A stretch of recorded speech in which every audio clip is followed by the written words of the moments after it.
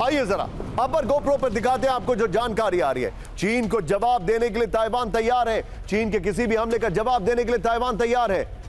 ये कुछ गड़बड़ हो गया। ये देखिए जरा, आइए जरा बगल में ब्रेकिंग और शॉट ये देखें। और चीन के खिलाफ समंदर में बड़ी जंग की तैयारी में ताइवान, ये बड़ी खबर। एक और समंदर में चीन के खिलाफ मिसाइल, ये देखिए तैयारी जो चल रही है। ये देखिए समंदर में चीन के खिलाफ मिसाइल से लैस बोट तैनात की गई है। चीन के खिलाफ जंगी तैयारी पर ताइवानी नेवी कमांडर का दावा। समंदर में किसी भी स्थिति से निपटने के लिए तैयार है ताइवान ने कहा। ताइवान के सबसे बड़े पोर्ट काओशुइंग की सुरक्षा में विध्वंसक तैनाती की गई है।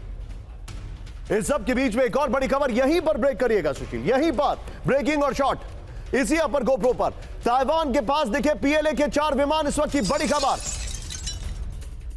यह देखिए जरा, ताइवान के पास दिखे पीएलए के 4 विमान। ताइवान के पास चीनी नेवी के 6 शिप देखे जाने का दावा। मध्य रेखा पार ताइवान के पास पहुंचे 3 चीनी विमान। चीनी घुसपैठ पर ताइवान के रक्षा मंत्रालय का दावा।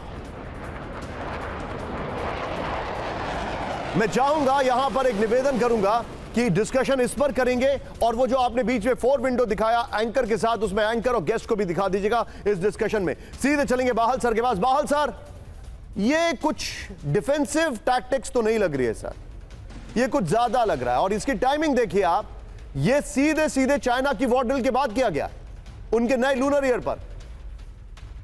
बिल्कुल सही कह रहे हैं निशांत जी, बहुत ही अच्छा अप्रिसिएशन है आपका। चाइना ने 3 मेजर एक्सरसाइजेस किए हैं पिछले कुछ महीने के अंदर। 3000 के करीब उनके जहाज मीडियम लाइन को क्रॉस कर चुके हैं। कई नेवल शिप्स उनकी चारों तरफ ताइवान के आ चुकी हैं। तो ताइवान को लगने लग गया है कि कहीं ना कहीं चीन अभी 2 जो महायुद्ध चल रहे हैं, रशिया यूक्रेन और मिडिल ईस्ट के, उसकी आड़ में कहीं वो ताइवान को ऑक्यूपाई ना कर ले। इसीलिए वो मेजर एक्सरसाइजेस जो आपने दिखाई हैं वो की गई हैं ताइवान के अंदर। लेकिन साथ साथ में ये भय बढ़ता जा रहा है कि ये समय चीन के पास बहुत सही है जब वो ताइवान पे हमला कर देगा। और ताइवान के पास कोई भी इस समय एलाई नहीं है। उनके सपोर्ट में अमेरिका है, स्ट्रेटेजिक एम्बिग्युइटी के अंदर वो उनको सपोर्ट दे सकता है, लेकिन वो उनके लिए लड़ाई नहीं करेगा। इसी वजह से उन्होंने पैट्रियट और दूसरे surface to air missile system उनको दिए हैं और वेपन सिस्टम दे रहा है। लेकिन लड़ाई खुद ताइवान को करनी पड़ेगी। और दूसरी बहुत ही अहम बात है, ताइवान की जो आर्म्ड फोर्सेस हैं वो चाइना के सामने कुछ भी नहीं है।